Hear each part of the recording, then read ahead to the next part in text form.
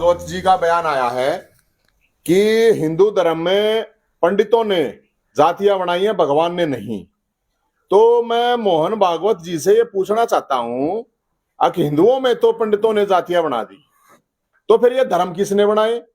और फिर मुस्लिम धर्म में जो जातियां हैं, सिख धर्म में जो जातियां हैं, ईसाई धर्म में जो हैं, अलग अलग पंथ हैं, वो भी क्या पंडितों ने बनाए हैं? तो इस बयान के ऊपर मोहन भागवत जी को मुझे लगता है कि माफी मांगनी चाहिए। और जातिवाद और धर्म के नाम पे कौन राजनीति करता है, ये कम से कम ब्राह्मणों को टारगेट करके ये काम नहीं करना चाहिए। और हो सकता है कि मोहन भागवत जी की आत्मा में शायद औरंगजेब की आत्मा आगे घुस गई हो। तो अगर ऐसा है तो उनको गंगा जी में डुबकी लगवानी चाहिए, गंगा जल तक उनका स्नान करवाना चाहिए, भागवत कथा करवानी चाहिए, क्योंकि जिस तरह का उनका बयान है वो बयान बिल्कुल सही नहीं है। और जातियां, वर्ण, वर्ग किसने बनाया किसने नहीं, या तो उस पंडित का नाम बताएं भागवत जी, किसने बनाई है।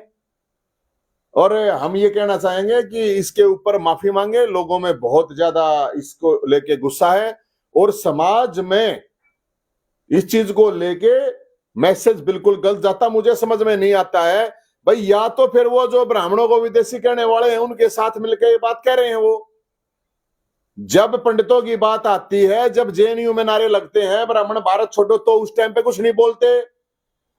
जब कश्मीर में पंडितों को मारा जाता है तब कुछ नहीं बोला जा रहा। अब वो कह रहे हैं कि ब्राह्मण पंडित जो हैं उनकी वजह से जातिवाद है। तो दूसरे धर्मों में भी जातियां हैं, वो भी पंडितों ने बना रखी है क्या? तो मुझे लगता है उनको सद्बुद्धि के लिए गंगा जल में स्नान करवाना चाहिए। हो सकता है औरंगजेब की आत्मा उनके अंदर प्रवेश कर गई हो। और जितने भी लोग हैं, मैं ये भी बात कहूंगा, बीजेपी के खासकर जो नेता उनको कहना चाहूंगा, कुछ मान सम्मान स्वाभिमान है कि नहीं है? जो ब्राह्मण नेता वो बोलते क्यों नहीं? किसी भी पार्टी में होते वो क्यों नहीं बोलते? समाज के अंदर टकराव के लिए, समाज के अंदर दूरियां पैदा करने के लिए ये बयानबाजी की जाती है। ब्राह्मणों को वोट बैंक के नाम पर बदनाम ना किया जाए। कई जिस तरह से अडानी का मामला उठा हुआ है और बजट जिस तरह से संतुष्ट नहीं है, लोगों से ध्यान भटकाने के लिए कहीं तो ध्रुवीकरण तो नहीं करना। नहीं, ये बात मुझे तो ऐसा लगता है, या तो ये फिर अडानी ने जो मामला चला हुआ है, लोग, देश के जो लोग हैं वे नुकसान हो रहा है, बजट सेशन चल रहा है इनका, उसको ध्यान बटाने के लिए, या तो फिर ये पंडितों को आके कर रहे हैं कि ब्राह्मणों को गाली दो, ध्यान भटकाओ, ब्राह्मणों को गाली दो, वोट पाओ। इस स्ट्रेटजी पे ये चल रहा है। और मैं पूछना चाहता हूं भाई, ये बताओ, श्री कृष्ण भगवान ने भी महाभारत में जिक्र कर रखा, तो भगवान श्री कृष्ण को भी पंडितों ने बताया क्या?